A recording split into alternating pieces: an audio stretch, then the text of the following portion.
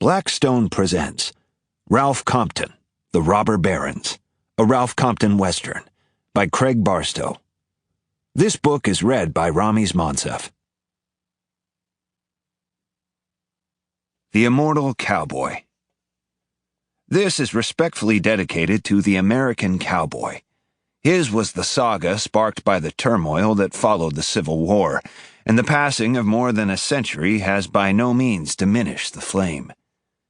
True, the old days and the old ways are but treasured memories, and the old trails have grown dim with the ravages of time. But the spirit of the cowboy lives on.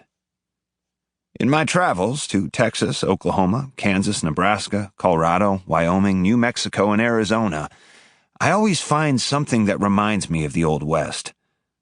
While I am walking these plains and mountains for the first time, there is this feeling that a part of me is eternal, that I have known these old trails before.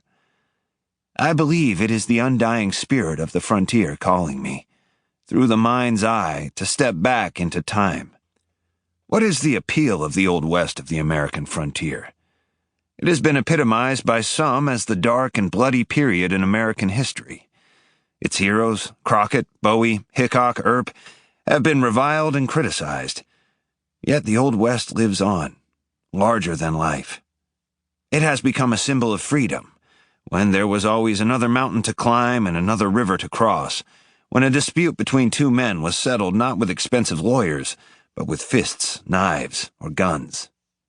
Barbaric? Maybe. But some things never change. When the cowboy rode into the pages of American history, he left behind a legacy that lives within the hearts of us all. Ralph Compton.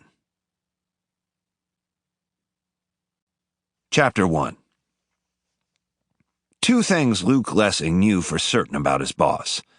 First, whenever he called Luke into his office, told him to shut the door, Eric Cash had some awful job to assign him. The Pinkerton Agency equivalent of finding a lost cat for a Nob Hill spinster or settling some bigwig's son's gambling debt to a Mission District loan shark. The other thing Lessing knew for certain. Cash ranked levels below Luke's contempt for the potatoes au gratin served with the lamb chops at John's, his favorite San Francisco restaurant. He couldn't get John's to use Lessing's own special recipe for a baked Idaho stuffed with buttery shrimp. That meant he had to order the spinach souffle, pay for it as a side dish, and leave the potatoes au gratin untouched, as a statement. Eric Cash, potatoes au gratin. Sample complete. Ready to continue?